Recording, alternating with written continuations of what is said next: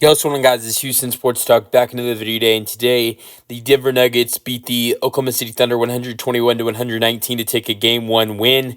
Unbelievable for the Denver Nuggets to get this W against the Thunder, who are 35-6 at home in the regular season. Also 37-6 if you include their 2 wins against Memphis in these playoffs, so 37-6, and them only being 24-17 on the road, and to go ahead and get a playoff win like this for Denver.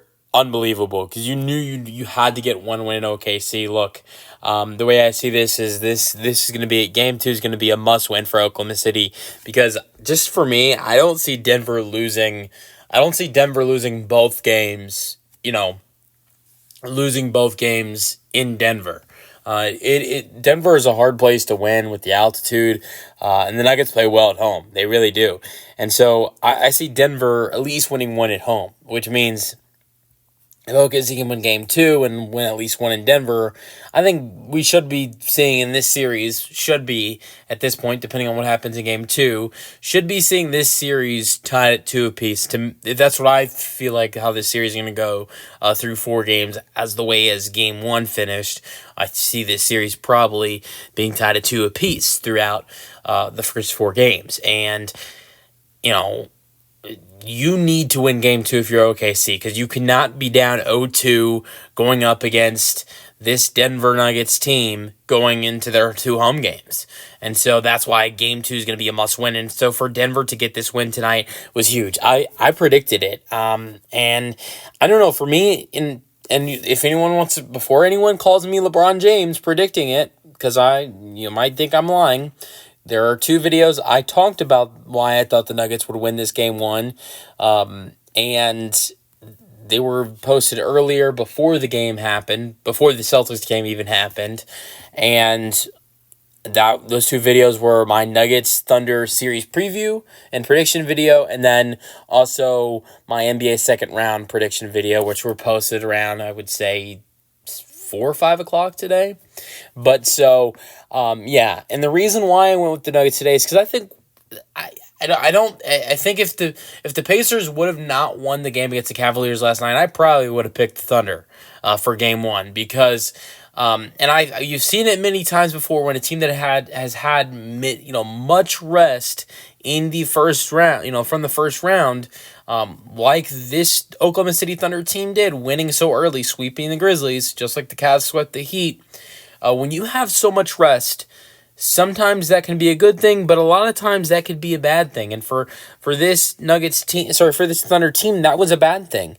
I think in the NFL, if, for instance, like going from the first round to like in the NFL, the 1 seed has the first round bye, and they don't have to play in the first round, and then they play in the division round.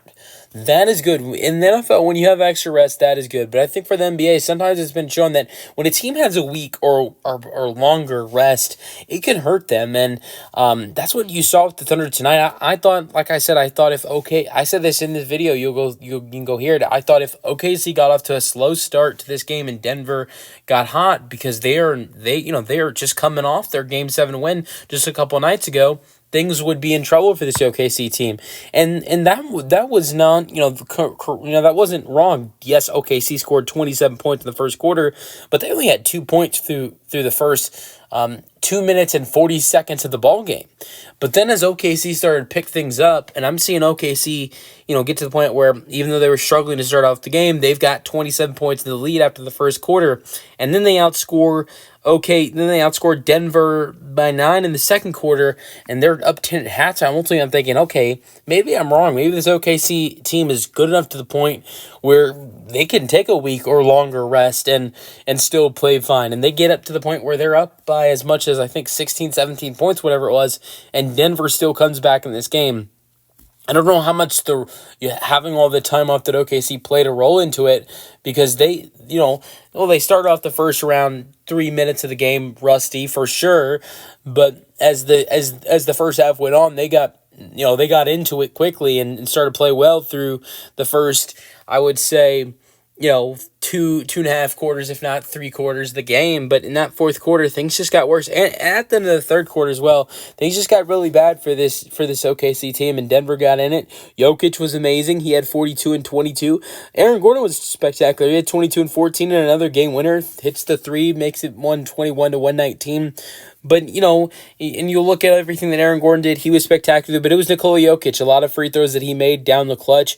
Also, I think his three-pointer, they were down 115 to 111. His three-pointer was the make it 114 to 115, and before that he had a layup to make it make it from 109 to 115 to 111 to 115. Those buckets by Jokić right there, I don't think you see that situation where Jokić has a 7-0 run, because Jokić had the point where, or not a 7-0 run, but Jokić had the Nuggets 7 straight points because he gets a layup, 115 to 111, a three to make it 115 to 114, two free throws to make it 116 to 117.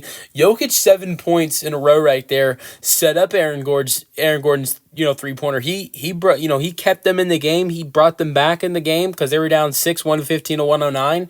They were even down by 11 with 4.5 minutes left, 113 to 102, and so just an unbelievable performance by Jokić with his 42 and 22. And it's just unbelievable when you see him play like this. 6 assists as well, 2 blocks, one steal for him as well. But Aaron Gordon was spectacular too. And Jamal Murray, I wouldn't say he was amazing. 21 points, 6 rebounds, 6 assists. A tough 6 for 16 from the floor and 2 for 7 from 3. He was amazing to start off the first quarter. He had 12 points in the first quarter. The other 3 quarters, he had only 9 points. Shooting was a problem for Jamal Murray as the game went on. But you know what? The thing I will say is he did have a lot of clutch assists in the second half for this Nuggets team, and that was key for them. And he had a steal as well.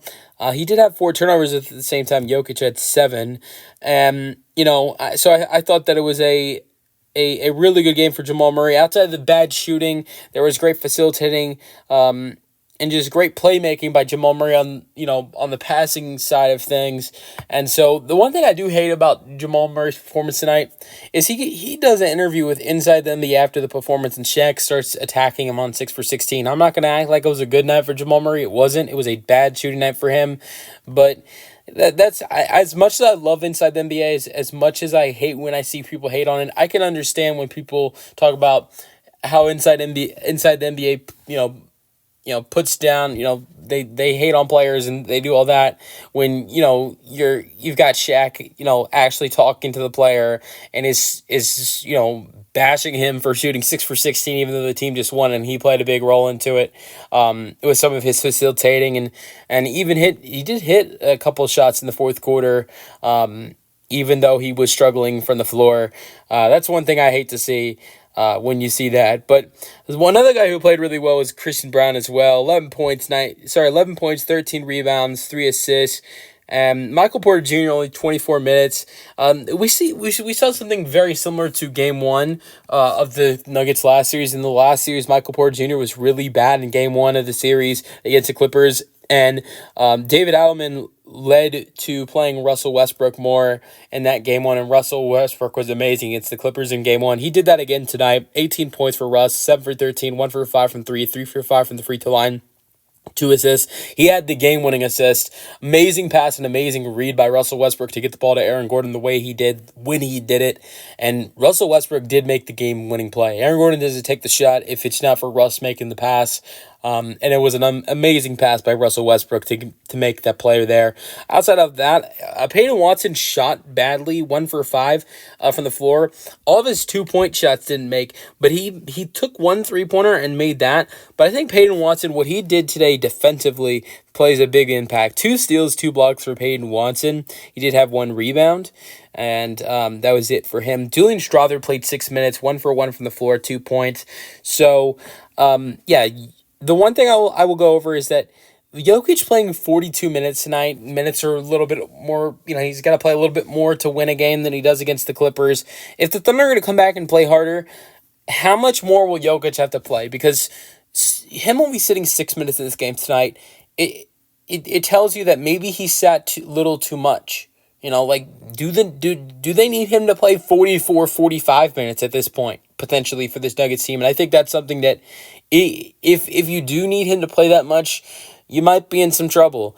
Or I don't know if, be in trouble, but, it's to the point where you are hurting when Jokić is not on the floor. In those 6 minutes in this game tonight where he was not on the floor, that's not a long time, but they were hurting. And to the point where, he was in foul trouble for a long time, and, you don't see him sit. And so I think that for Jokić, you have to see him potentially play more, which sounds crazy, even though he played 42 minutes tonight. And the one thing, we'll go over the Thunder, before I end this, we'll go over the Thunder's stats today. Shai Gilgeous-Alexander had 33 points, 10 rebounds, 8 assists, 2 steals. He was amazing, but just not as good as Jokić. But that's going to be the whole thing of this series. I mean, of the two MVPs going at it, the two MVP candidates. But Shai also did have 10 rebounds and 8 assists, with his 2 steals and 1 block, and only 1 turnover in 40 minutes for SGA. And then Hartenstein had 12 points and 9 rebounds. Chet Holmgren had 12 and 6. Jalen Williams had 16.7 rebounds, 4 assists, 2 steals, and 14 points for Lou Dort with 2 rebounds. He shot amazing. All of his shots were 3-pointers, shot 4 for 9. Alex Caruso, Ernie Johnson's son, shot 7 for 12, 5 for 9 from 3, 20 points, 6 assists, and 5 steals for Alex Caruso. Very similar game to his amazing Game 3 performance against the Memphis Grizzlies. He was amazing defensively in that game. 5 steals, 2 blocks in this game. But even though Caruso's defense is amazing, still wasn't enough. This is the guy they traded Josh Giddey for, though. His 5 threes, his 5 steals, his 2 blocks, his 20 points, unbelievable performance by Alex Caruso. That really does it. I think OKC bounces back in Game 2 of this series, and if they don't, they're in serious trouble going back to Denver down 0-2. Let me know your thoughts in the comment section, and peace out.